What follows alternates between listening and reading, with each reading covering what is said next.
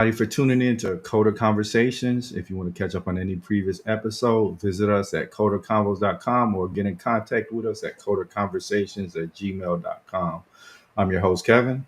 And I'm Brian Russick, professional drummer, drum teacher based out of the Suffolk County, Long Island, New York area.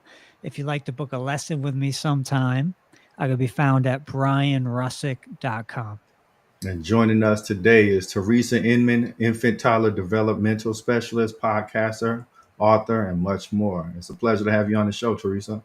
Thank you, Kevin. It's a pleasure to be here. And Brian, thank you for inviting me. Yeah, I know it's quite the list of professions that you had. I saw on your LinkedIn, like, wow, she can really do a lot of stuff.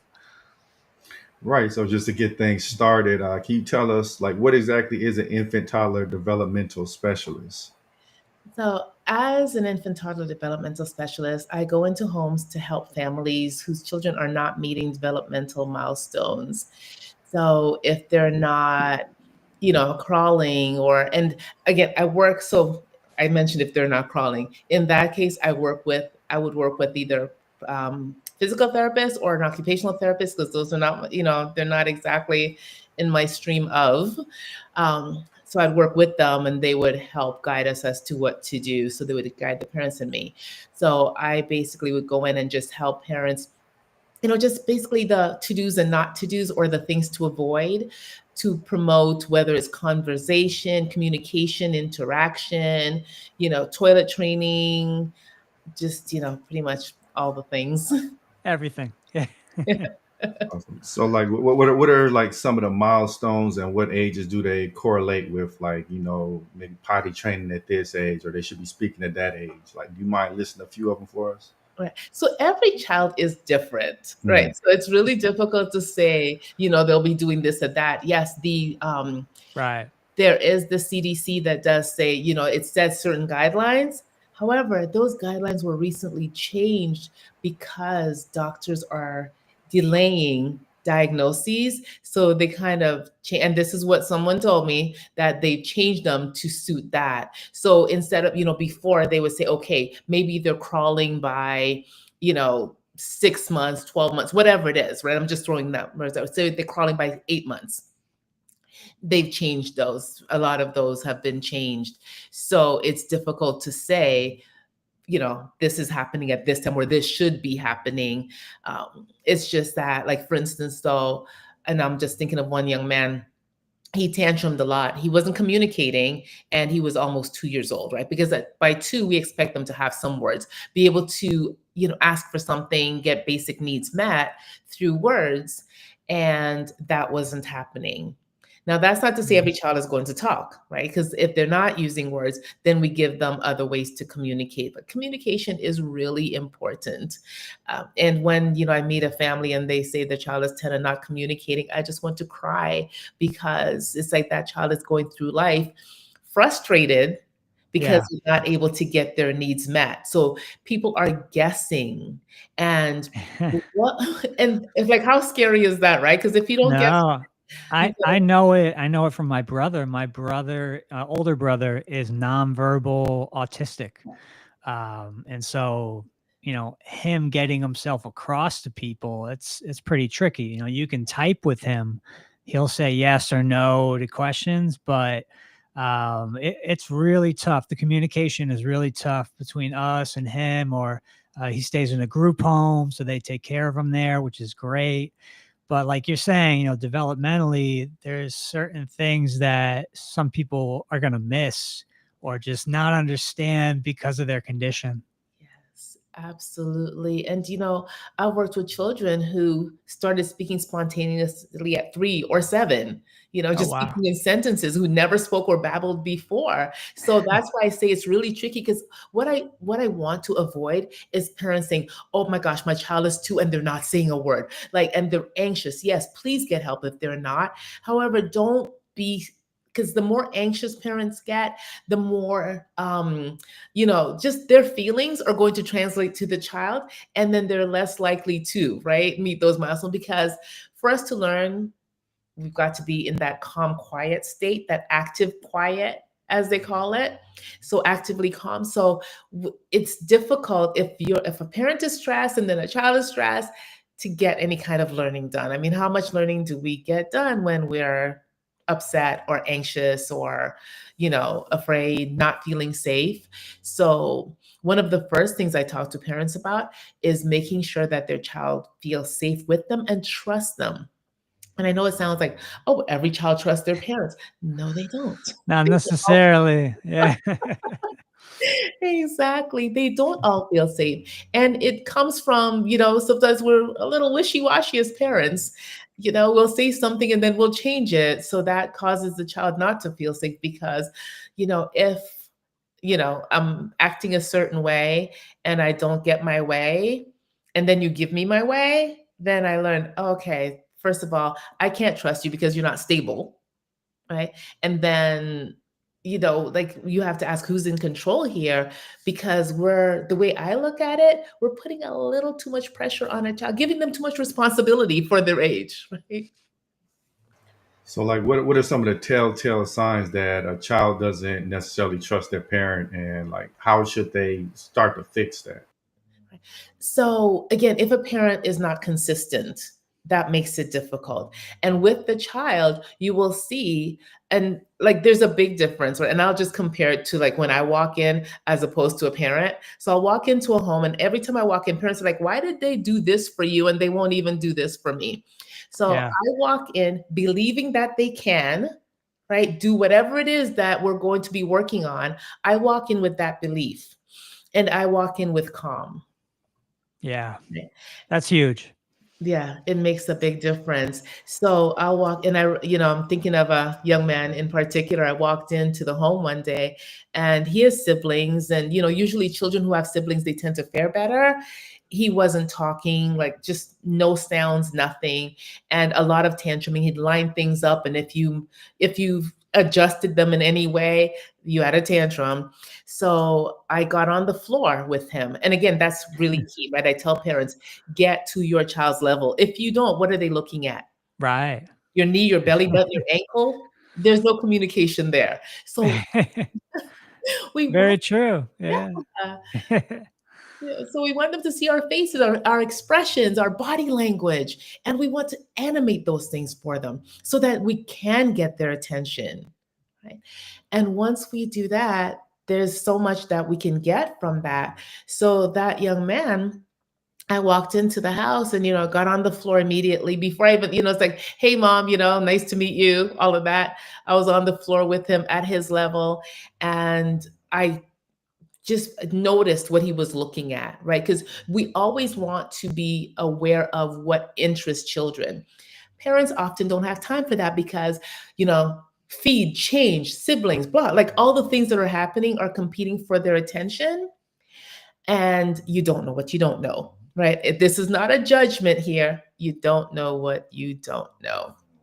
So like I said, got on the phone. He was looking at a balloon. So I thought, okay. So I took that balloon and I pulled it down. I said, down, down, down, down, down. And I let it go Yeah. up, up, up, up, up. And he said, up. And mom was like, oh my gosh, like, I never thought, so it's again, just believing, because belief is huge. Yeah. I have a friend who has 6 children, 2 on the spectrum. Wow. And yeah, he was told that his child would, the 2 on the spectrum, they would never, never, never, like all the nevers, like never talk, never interact, never Yeah. get ready to put them in a home. They're Right. in school right now. They're talking. They're managing haircuts, which was an issue before. They're eating different things, maybe still not as wide of an array, but they're doing so much more because the parents believed that they could. Right. Yeah, and that is really key. And there's studies that show that if you look at the Pygmalion studies, where they looked at children who they actually had a classroom and they told the teacher that they had her with those students because she's the best teacher and the students were the best students and they excelled. And later on they told them, we selected everybody randomly. So there's a lot to be said for belief and just knowing that your child would and Yeah. can. Yeah, so like interestingly enough, the Bible talks a lot about the power of words, so and belief. So um, I think a mistake some parents make is they're not careful with the words they use around their children, and they can sort of shape their destinies just from using the improper words. So, um, Because like words are how, powerful. Words are yeah, very powerful. Yeah. Yes, yes, absolutely. I always tell parents, don't say anything negative.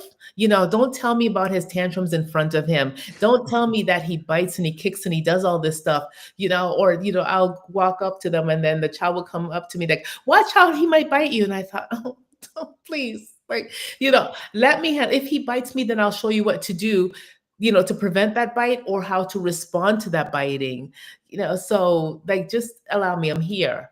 When I work with teachers, I tell them, let me take the brunt of it because I Yeah. know I'll come back. You may not come back. I know I will. So let me handle it so I can show you how to. Exactly. I mean, I teach drums. So, sometimes you'll have the parent asking you or telling you, oh, he should be doing this, he should be doing that. And I'm like, look, he has this amount of ability. He's operating at this level. Don't push him. Just let him do his thing. And some parents understand that. Other parents are really strict and they'll say, no, he has to be doing X, Y, and Z 5 times a week. And I'm like, okay, but really you should back off a little bit on the kid and let him maybe practice 3 times a week instead of 7 times a week. Like, it really depends, but I just try to be really easy on a child because you don't know what they're going through at school, at home. So I try to make, teaching the drums like a bonus, like a nice hobby for them to have, or an outlet, get a nice outlet for them to have, really. Absolutely. 'Cause otherwise, it could become aversive, right? If, something that was fun is no longer fun.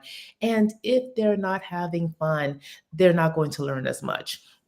I worked with a 3-year-old and who was like she was vocal, but she did a lot of scripting, right? So, and what that means is she would watch a movie and then just, just the scripts in the movie, talk like the lines, she just tell you. Her language was not functional though. She couldn't ask for what she wanted or, just speak to, even to say hello. So, and so I walked in, mom was like, why are you always playing with her? Why aren't you doing puzzles? Like, well, she's not ready for puzzles. Let's just play. Let her, get her to have some spontaneous language. And we do that through play because it's got to be fun. And play Yeah. is how children learn. So I actually I studied play. I became a play consultant because of that. Parents are always, you're always playing with my child. Your child is 3. I'm not going to sit at a table with Yeah. my child because I am going to fall asleep and it would be very embarrassing, right? So you say, okay, so you say play consultant. What can you tell our listeners kind of what that is?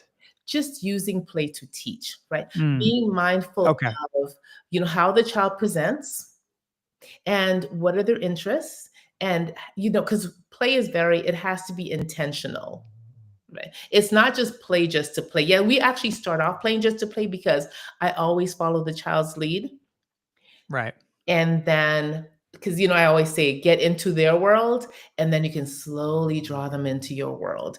Because a lot of children, if they're allowed to just stay in their world, I mean, we stay in our comfort zone, which is, it gets really uncomfortable because then it doesn't teach us, we don't learn the skills to navigate the world. Because, I tell parents the world doesn't care about your child. Let's teach them. It Yeah. doesn't, like, it's not prepared. The world does not know what to do with children who are different. And we're all different. I know. So it's kind of an oxymoron to say that. But if a child is not what people expect, if Right. they don't do what people expect, they, the world's just like, just push them off to the side. And I've seen it happen in schools. I've seen it happen, in a lot of areas, even in homes where parents like, I don't know what to do with him. So I just let him do what he wants. But he's not Yeah. learning anything. It's not good. Right. I think something that we have to realize is that children's brains are completely different than an adult's brain. So how they're learning, how they're receiving information is completely different than us as an adult. So like as an adult, we might be able to process criticism, whereas with a kid, it's something that can create a complex later on. So Yeah, because they're just absorbing everything. In from birth to 3, children make 1 million synaptic connections per second. Not Per even per second. minute, per second. I know Per when I first second. heard that, Wow. she was like, when I was in a training, and the trainer mentioned that, and I thought, she said, that was not a mistake. I said per second, and yes, per Yeah, second. right. So they are open to learning, which is why children, they can learn all kinds of languages and do all the things if we expose them to it. A lot of times parents are like, well, he's too young. No, he's never too young. There's a gentleman whose children, so his wife is Russian, he's from Malaysia, and so they speak English, they speak, the children speak 4 different languages. By 4 years Wow. old, they were speaking 4 different languages. Yeah. Wow. So anything is possible. The more we teach children, the more synaptic connections that they make. The more synaptic connections they make, the more ready they are for learning. And it just keeps compounding, right? So it's really important that we allow children to learn. Don't think they're too young or whatever. Expose them to all things. Is this sort of like a exponential scale where it's just like skyrocketing? Yes, yeah, they just keep learning. But if you Yeah. prevent them from learning, then again, they actually become helpless because they're not building those neural pathways, right?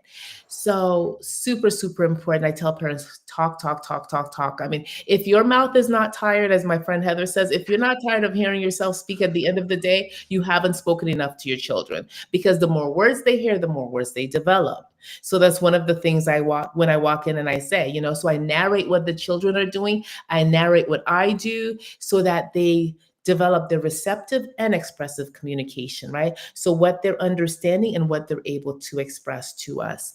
So super important, just talk, because from birth to 7, they're in a meditative state. So they're just absorbing from their environment. So what we say, like you said, Kevin, like what we say and do, they're observing. And like if we say, oh, he never gets anything right, that child will grow up with that thought, I never get anything right, or whatever else you said. They That's terrible. yes, that becomes their script. yeah, something I found as I grew up is that like people they weren't necessarily raised like me, so just how someone was raised, that just has a monumentally different effect on their lives. Like it completely shapes how they view the world. So like those developmental years, they're probably the most important years of a child's life. They are, because if a child has been taught that they're safe, right? If they feel safe, if they feel loved, that actually protects them from trauma. So it's really important that we, engage in activities that make children feel safe, that again, we're consistent. Let your no be no and your yes be yes. And don't engage in any kind of compromise unless the child is calm. Because when you do that, they learn, oh, I have to get to this level of behavior before I get my way. So we want to teach children how to get their needs met in a way that the Kind of world will go. scale them, like scaling it back, right? Exactly. Yeah, and I just speak to, like, for instance, I have, a 6-month-old granddaughter who I watch. Like, she spends a lot of time with me, and I just speak to her like I would anybody else. Yeah. Like, there's no baby talk. There's, oh, did you see that? Oh my goodness, what do you think of that? And we have conversations, and she'll, say what she says, and I'll respond. It doesn't matter. Children will correct you, and which reminds me of, it just brought to mind, we're like, her parents and I are so close that we refer to them, she calls me aunt. So when she Okay. was 3 years old, she, was at the house. She probably wasn't even 3 yet. And she said something, and I repeated what she said. It was, it's like, blah, blah, blah, blah, blah. And she was like, I said, and then she said, "Blah, blah, blah, blah, blah." And I thought, oh, wow. Like those were her first, like she corrected me, even though I didn't understand what she was saying. But then she still, I said, and then Right. she, which was pretty cool. So So, do you feel like a lot of parents are wasting opportunities by like talking to them in the baby language instead of maybe trying to get down on what we perceive their level to be? We should just talk to them regularly and allow them to come up to us. absolutely, absolutely. And I'll tell you a story. My son, when he was 3, I was actually giving somebody a ride, and he and the other child, who was also 3, were sitting in the back. And my son, so the little boy said something about a truck. And my son said, Mommy, what's a truck? I said, he's saying truck. He goes, well, why doesn't he just say truck? And I thought, oh, goodness. Uh-oh. Because we don't do baby talk, and yes, there's some children who will have speech impediments. However, we want to model for them what we want them to imitate. So there's no such thing as a twuck. And if mommy says twuck, then he's going to say twuck, or he may start off saying twuck, but we want to transition that to truck, right? So I'm taking it like giving them the proper models just in all aspects is very important. Like give them something to aspire to versus trying to come down to them and beyond what we think their level is. So like what are some other areas that a lot of times parents might mistakenly come down to their level and stay there versus giving them a higher model to aspire to? Right. Well, again, honestly, everything.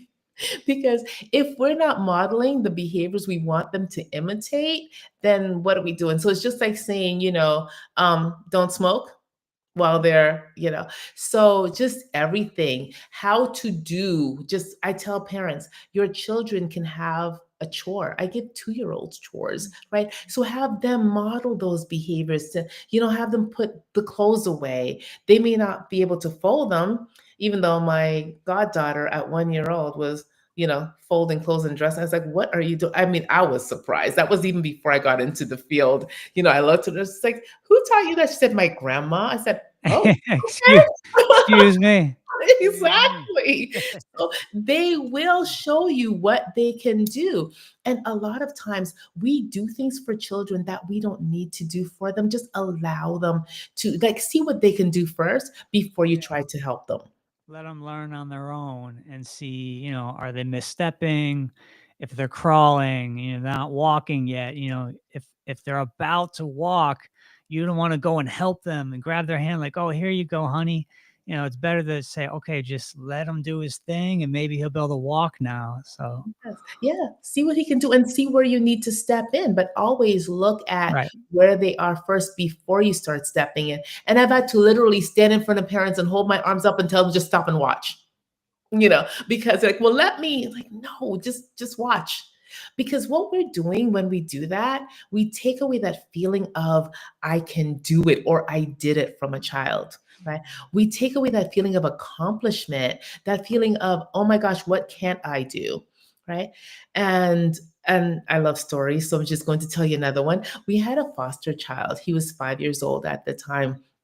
And he was putting on like, a little tank top, like underneath his clothes. So he was putting it on and got it all twisted. And so he asked me to help him. He's like, Mom, can you help me? I said, no. So you can figure it out. What I did though, I went and stood behind him and I put my finger, he had no idea that I was doing this because I didn't want him to see that I was helping him because I wanted him to feel that sense of accomplishment. So I put my finger just so he wouldn't get to get the neck part in the neck, because before he had his neck and the arm part and, just all of that. Yeah. So I did that. And then it's like, oh my goodness, see, you didn't need my help. You did it. And that look on his face, oh my gosh. So I was driving him to school. So I'm here sitting and he's behind me. And maybe 15 minutes later, he's like, Mom, I said, what? He said, I did it. I said, you did what? He said, I tied my shoelaces. Oh, wow. Yeah. So if I had helped him, would he feel confident enough to struggle through tying shoelaces? And he was quiet back there, which was unusual. But then Right. I looked and I noticed he was moving around. So I was like, he's fine. Maybe he doesn't want me to talk as children sometimes. I mean, I talk a lot, as you can tell. They don't always want to hear us. Right? Yeah. You need time to assimilate the information that that's available to them, right? The things that we say, the things that we do. Sometimes they just need quiet. Oh, most definitely. So I was giving him that, and yeah, he tied his shoelaces. And again, what a feeling of accomplishment, right? We call that response generalization. It's like they did well on one thing, and we, praised that and rewarded that. And again, everything does not need a reward because the world doesn't reward us for everything. So we want to be mindful of that too.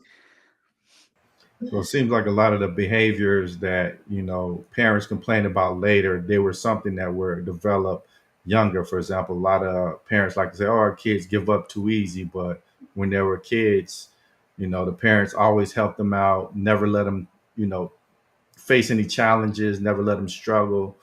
I believe, like sometimes the nurturing nature of a parent, the desire to want to protect their kids, sometimes that can hold them back later. Like you have to let your kids struggle. You have to let them go through some sort of frustration and challenge. And like you mentioned, it's incredibly rewarding once they achieve.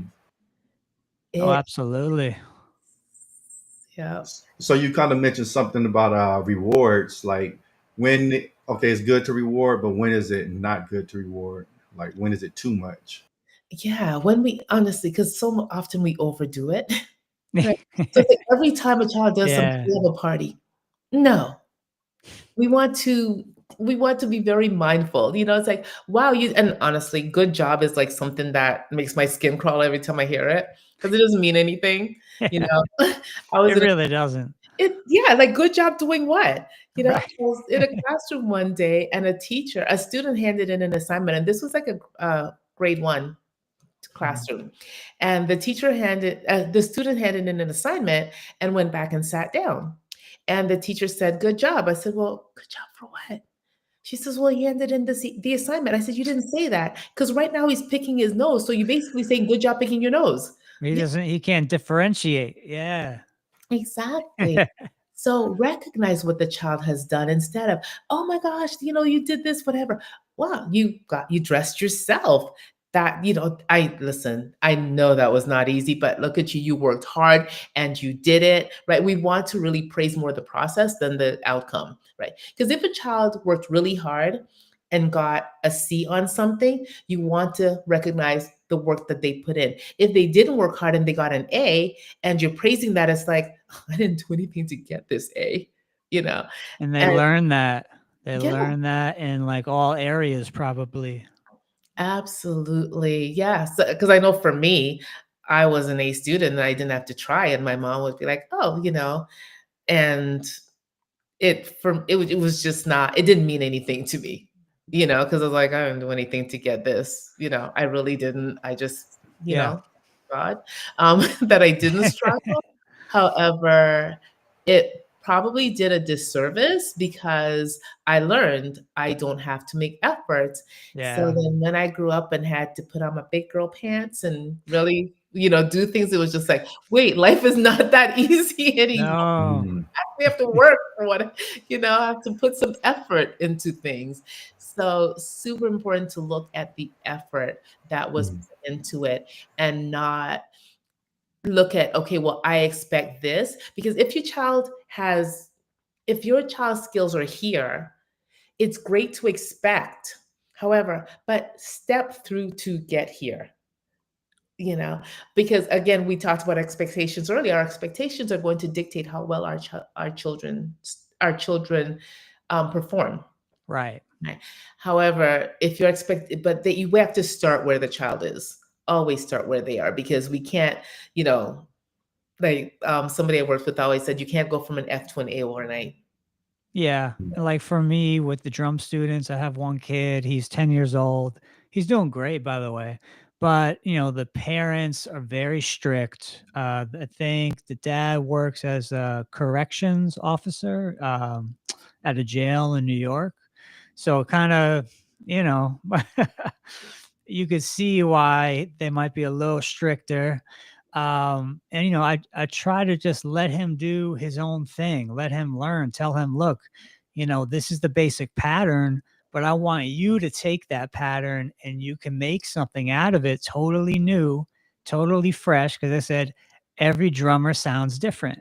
Mhm. Every drummer has their own style. And they might ask me, how do you get your own style? Well, by simply playing a lot. Eventually you develop a style and that can become in demand. Yeah, and we do the same thing with children. Allow them to be. If they're doing it, whatever way, it's the outcome that we're looking at, right? Not the way they did it. Their parents, well, if they did it with an attitude, it doesn't matter. They did it. Maybe they're huffing and puffing and stomping and whatever. They completed the thing and thank them for doing it. Recognize that they did it. Recognize, you know what? It was not difficult. It was not easy for them. You were upset and you did it, and I thank you for that. You know, Right. um, and it's just yeah, acknowledge, right? If a child is doing something, if they're upset, or if they ask for something that's not available, acknowledge that.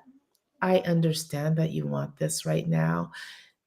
We'll get it. Let them know when they're going to have it, because no can sound like never and then cause some problems. If Yeah. you don't have a concept of time, right? Their executive functioning is not yet developed, which really doesn't develop until we're like fully developed until we're 25. So we want to help them with that. Well, I That have a question. And it's not to cut you off, but like, what would you recommend if a kid is being put into school and they're the new kid in class, and everyone's going to be looking at them, asking them questions. How would you guide that child to say, hey, look, yes, you're the new kid, but that doesn't mean you need to get picked on. It doesn't mean people should be laughing at you or throwing stuff at you. Oh, what would you tell that kid?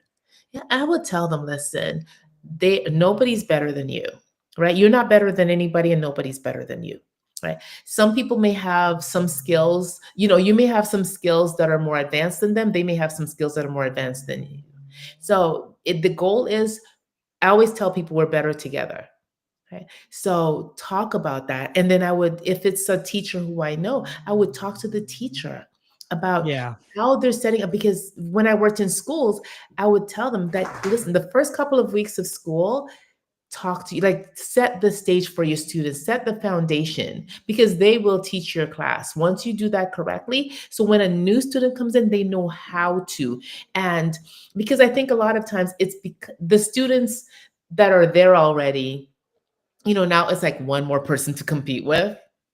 Sure. So instead of having a mentality of competing, have a community mentality, right? We're here together. We're here to accomplish something. And yes, this person may do something, they may be more advanced in this area. Then we go to them for help. And there's a teacher who did that so well, Miss Majerski, love her. And this was kindergarten. And when a student came to her, she would tell them, ask a friend first. Right, Mm. which developed. So imagine how that friend, that classmate who was asked the question feels. It's like, oh my gosh, they came to me, right? Sure. And then that student feels empowered because now they know where to seek help. So very early on, we can teach children to be resourceful, Right. be resilient, right? Right. You're not always going to get it right. And when they are That's a really important thing to teach a kid. Like, you can't be, because I'm kind of a perfectionist with drums, and I mean, not with my students, but with myself. And it's like, how do you, I guess a question for you, how would you avoid being a perfectionist? Because that, it's kind of like OCD, having to have an outcome turn a certain way. How would you speak to that? I tell parents, make mistakes and then be nonchalant about it. It's like, oh, you know, I meant to do this and it turned out that way. And, so just again, it's now something new, right? That you've just created, like you said, right? You created your own style. So if it's a mistake, like they're doing work, I read, one day I was at a school and on the wall was, we make mistakes, which is why pencils have erasers. And I tell them, pencil. And I said, pens have erasers too now. So it's okay to make mistakes. That means people make mistakes all the time, and it's okay. You learn from them. Don't even look at them as a mistake. It's something learned, right? It's a lesson that you just learned. And maybe you learned a different way to do something that somebody never thought of before. So never be afraid to make mistakes. Look at it as a new invention. I was listening to a chef, and he's like, listen, if you put too much pepper in it, call it au poivre. If it's too much garlic, it's au garlic. If it's burnt, then it's charred. Like like you just come up Yeah, with a new recipe, for and sure. okay with that. It teaches children to be flexible. And that is going to be the key to living, right? Being able to not judge themselves, because if we judge them and they see us judging ourselves, Not good. it's okay. Exactly. Not good. I mean, that leads to trust, right? I mean, we all know how important trust is, but in the developmental phase, how does that look? Like, at what age is the child trusting of his peers, trusting of his parents? Like, does it happen immediately? Or is that, like a trait that is learned, a behavior that is learned over time? What would you say to that? Yeah, it's learned from birth. Right. So if your baby cries and you don't pick her up, then she knows that crying's not going to get her what she wants, and crying's the only way she can communicate right now. So we attend to children so they're not crying all the time. Yes, it's natural to cry. But if they're crying for 10, 15 minutes, that's a problem. If they're crying for 5 minutes, if you can't get to them, listen, like with my granddaughter, when she's with me, if she starts crying, I can't get to her right away, I start talking to her. It's like, I'll be right there. I'm just, I'm in the middle of something. I'll be right there. Let me just turn this off, or let me do this. I'm just going to do whatever. Right. So I talk, and again, she's 6 months old. I talk. I let her know. And the thing is, it's the tone that makes the difference. It's not really what you say. It's the tone that children pick up on, right? So if your tone is caring and loving, then they're like, okay, I got this. It's soothing. I know. Okay, she's coming. And if she knows that I always show up, then her crying is not going to be that long. And when we first started having her, my husband and I, her crying was much longer. In Yeah. the beginning, she would cry because she was new to us. She actually came to our house. We didn't, they would bring her here to spend time with us. So she's out of her environment, right? The place that Right. she feels safe and secure. It's like, Right. what are we doing here? I've never seen you here before. I've seen you at my house, Yeah, but where am I? Where is this? Where are they taking me? Exactly. Now, she'll cry, like, just to sort of make a sound to let me know that she's awake. Or if she's tired, her cry is a little different, and I've picked up on that. It's like, okay, so I pick her up and we walk a little bit, and she falls asleep. Okay. So it's just so she feels safe. She knows that when she cries, we pick her up. Yeah. We interact with her face to face. We do a lot of face to face. Like, I hold her and she's looking at my face and she sees my expression and she knows, So, and I speak to her in different ways. So when we're playing, my tone is different, right? When she's crying, my tone is different. So she has learned to trust that her needs will be met with her crying. Children who don't get attended to when they cry, they tend not to trust, right? And so, like, does a lot of the behavior people perceive as negative, does that derive from a lack of trust? Like, oh, my kid's not listening to me. Like, does that come from a lack of trust a lot of times? It could come from a lack of trust. And also, if you look at every behavior as communication, then you put on your scientist hat to try to figure out what your child is communicating to you. Because maybe it's new. Maybe you're saying it to them in a way that they don't understand. Maybe you're saying it, maybe what you say and what you're doing are just two different things. My older son, And body language body is language, yeah, huge for a kid to learn about, because what do they say? We understand things like 99, or we judge things by 98%. What are we talking about? You know what I mean, though. Yeah. yes, yeah. Vocal language is a very small percentage of communication. Right. So children look at even children, babies, the tone, the body language.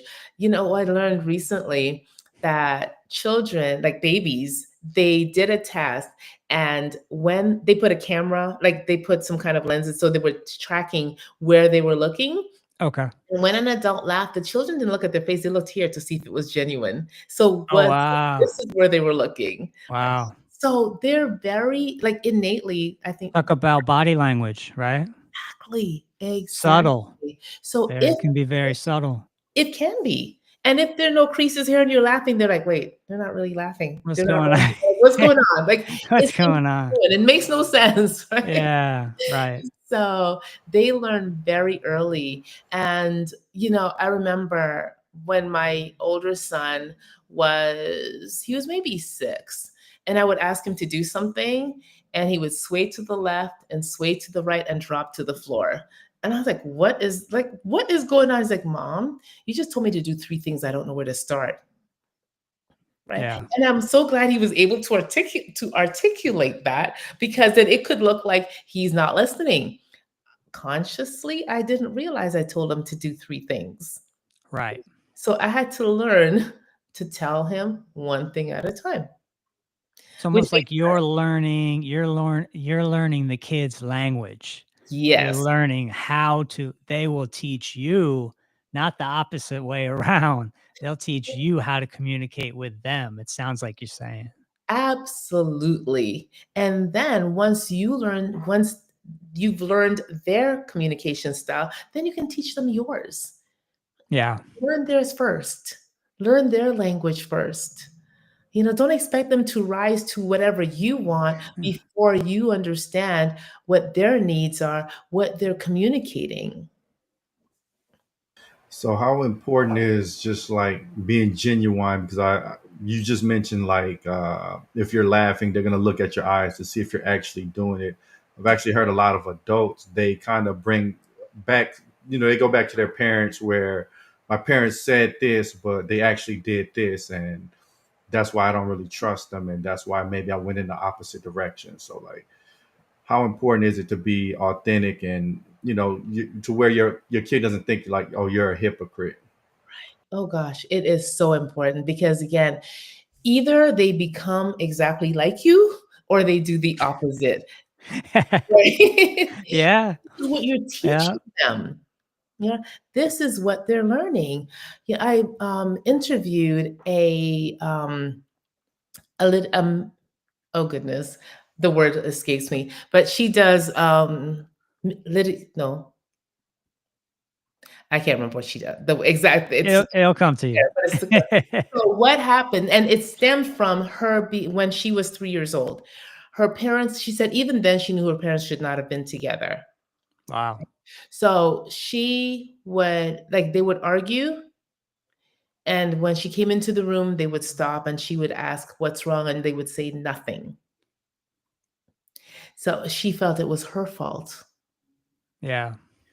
that they were acting this way. So, and she said, at 3 years old, so that's a burden on a child.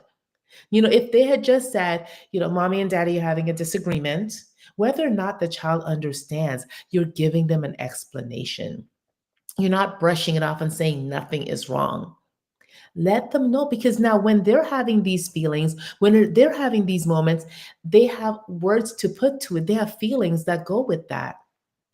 Right. So here she is, looking around the corner, and, people are like, oh, it's, they're doing one thing when they think she's not looking. And then all of a sudden, it's all roses when she's present, and, glossing it over for her. So yeah, tell children, I'll tell, if my children are like, I'm sad right now, feeling really sad. Let them know. Let No. them know. Yeah. Yes. And let them, and which is, when I talked about narrating what you're doing. So when they're crying, oh, you're sad, you're hungry, you're tired. I try to Right. find those labels for them. And I just try to, also associate a sign with it, right? Okay. Because younger children, they will pick up on signs before they pick up on words, right? Because their oral motor muscles, they take a while to develop.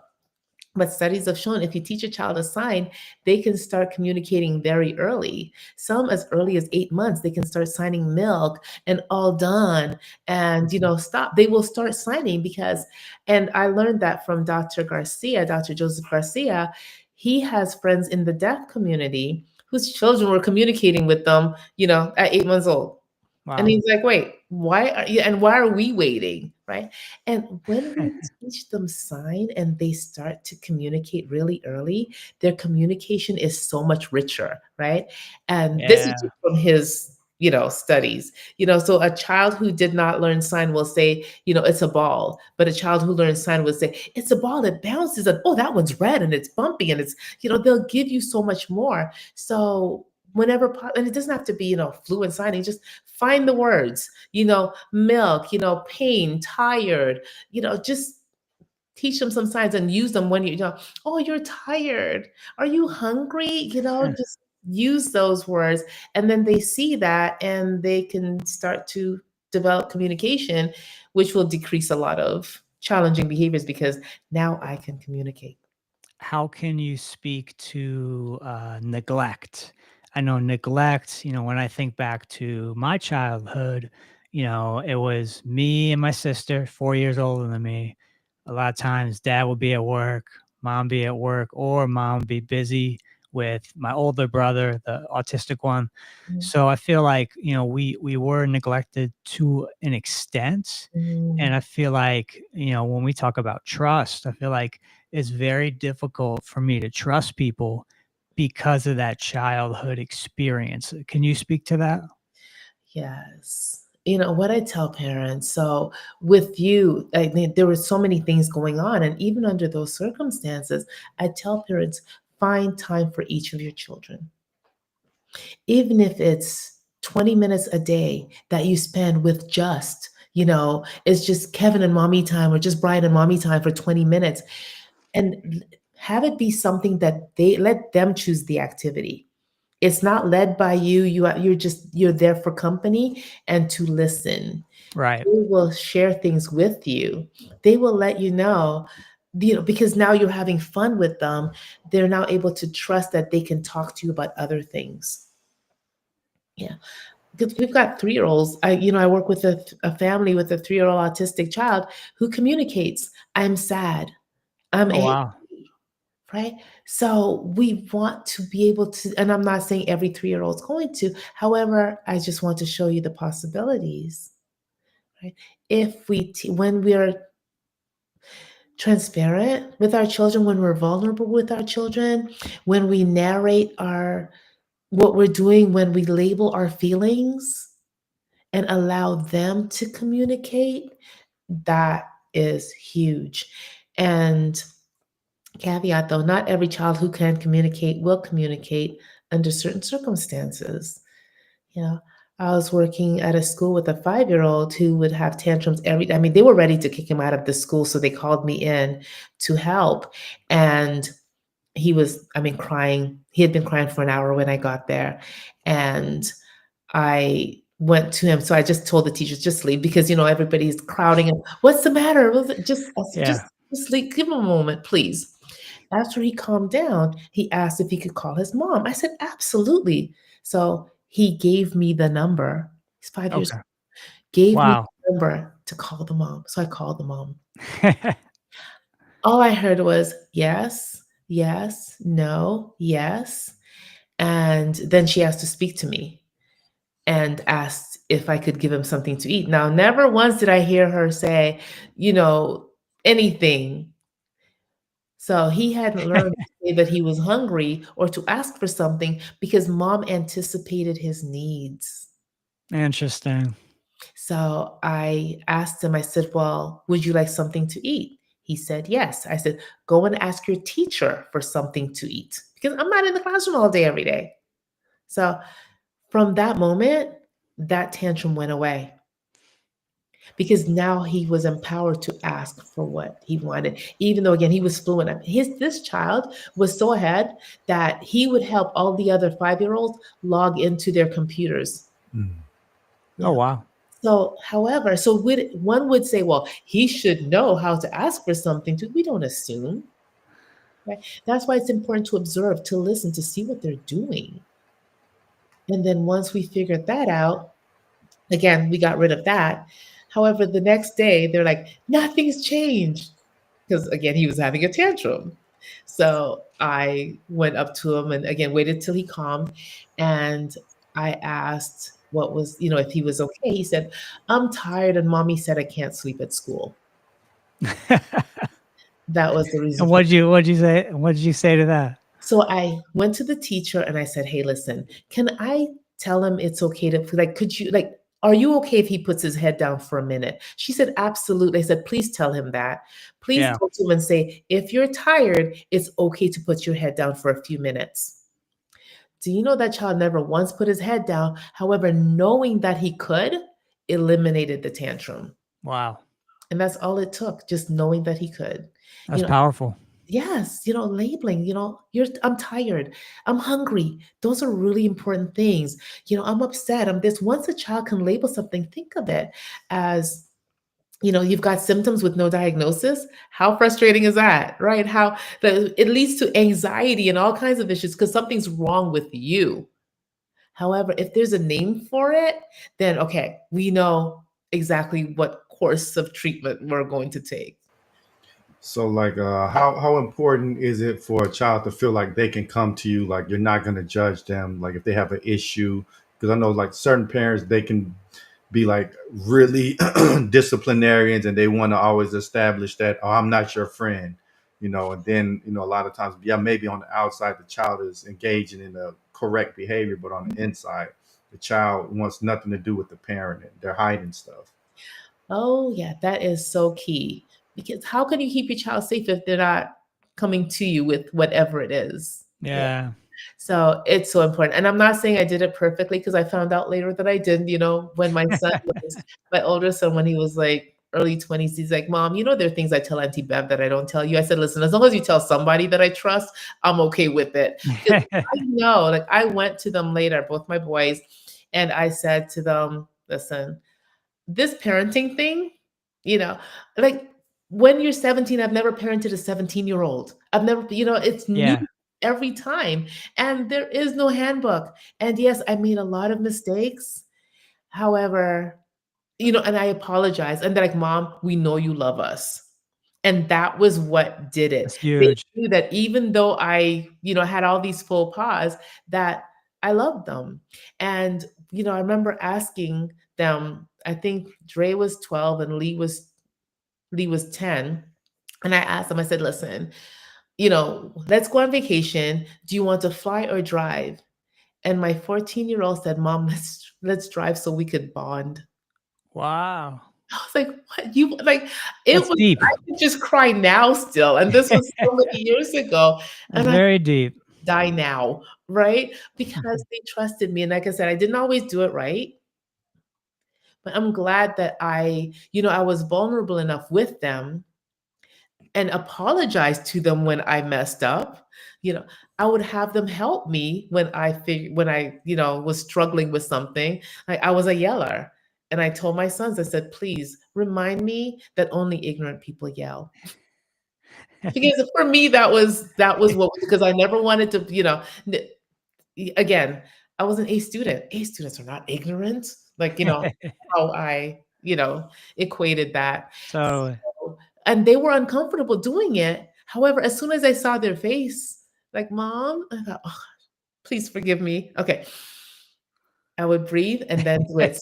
I switched it up on them. So I would yell when they did something awesome. Mm-hmm. And when they didn't, I was calm. Get very quiet. Yes, very. Like I brought it down to monotone. And my son taught me that, because my friend, Grace, never yelled. Like he would say, "Mom, Auntie Grace does not yell," and I get scared when she's upset because she speaks very slowly and quietly, and Yeah. that was what, like, they paid attention. Here am I yelling, and they've tuned me out. Yeah. Yelling also tells your children that you don't respect them. Mm-hmm. Yeah. So, and so I had to fight against that. It's like, oh gosh, like that's not the message I want to send to my babies. Yeah. So I had them, I told them, I said, listen, yelling is not the way I want to do this parenting thing. And please help me with it. And they felt so empowered that they were helping me, even though it's a little uncomfortable. Yeah. So this parenting thing is easy, right? That's what you're trying to tell us. This parenting thing is, listen, they're doing the best they can with what they know and what they have, right? There was no Yeah. handbook, and it is tough. I mean, I try to look at my parents like that. They were in the situation they were in. They had an autistic child to, cater to, and it just is what it is. You're raised the way you're raised, but like you're saying, the more love, the more respect, the more trust you can establish at that younger, so vulnerable age, that's huge. Yes. Like for a 2-year-old, 3-year-old, 4-year-old, they're taking in everything. So it's important what the output is, what you're telling the kid. Absolutely. And when you tell them, when you're vulnerable with them, then they'll be vulnerable with you, and at any age. They will come to you and say, "Mommy, whatever, I broke the whatever, or this happened." I'm like, listen, you didn't break it because you didn't just take it and smash it. It broke while you were doing whatever. Don't, like, uh, burdening that blame, for something, because children are operating from what they know. And I tell parents, they haven't been on this earth as long as we have, and we mess up. And then when they do something, if something gets broken or they say something or whatever, don't get upset. Model for them the way that this is how, maybe in this house, this is how we would like things done, or whatever it is. Doesn't matter what your friends are doing, or what your friends' parents are doing in this Yeah. house, or you break something. Listen, it's okay. We're going to clean it up. Right? There's a mess made. Yes, we will clean it up. You will learn to clean it up. Because I tell parents, don't prevent children from learning lessons, right? And the best consequence is related to whatever it is. So yelling at them because something broke is not going to fix the thing. Having them clean it up will have them be more careful next time. Having them, just whatever it is, like make sure the consequence is related. A timeout is not related to anything. All it says is, get out of my face. I don't see you right now. Right. Yeah. And how does that feel to a child? Terrible. Exactly. Terrible. So I didn't do timeouts. I'd have them, it's like, just right now, I'm really upset. Just have a seat, and then we can talk when I calm down. Because then I'm modeling for them, it's okay to be upset. And I'm not going to ostracize you because. But you don't need to yell. You could be upset, but you don't need to yell at the kid. Yeah, because it shows you're out of control. And yeah. Tantrum, you get upset, but you had a tantrum. They saw you have this tantrum. This is a baby. Okay. This happens with babies, Yes. Yeah. We teach children to behave. They model after us. I've told parents, it's like, it's like, why is you? It's like, well, I'm having one right now. But that was an amazing point. But we're getting to the top of the hour. Before we get out of here, where can our guests find you at? Actually, my podcast and show, I've got a show that comes on Thursdays at 6:00 on E360 TV called Parenting on the Spectrum, and podcast Parenting on the Spectrum. And I'm not even going to say social media because I'm really not. The shows actually automatically go on to Facebook at Theresa Alexander Inman. However, I'm not there posting and doing that. I just focus on the podcast and the shows. Awesome. Did you want to leave our audience with any closing thoughts? Please, as parents, you're doing the best you can. Please don't judge yourself. When we know better, we do better. And don't ever feel that, like again, you're doing the best you can. You know, don't judge yourself. Don't allow people to judge you. Just move on. You made a mistake, pick up whatever it is and keep going. Great advice. Amazing. It was an absolute pleasure having you on the show. If you ever want to come back and share more of your wisdom, we'd love to have you back. Thank you, gentlemen. I really appreciate that. Absolutely. Thank you. Thank you so much, Ryan. I'm so, thrilled to be here. Glad it happened. Yeah. No, really, really glad you came tonight. Thank you. We'd like to thank everybody.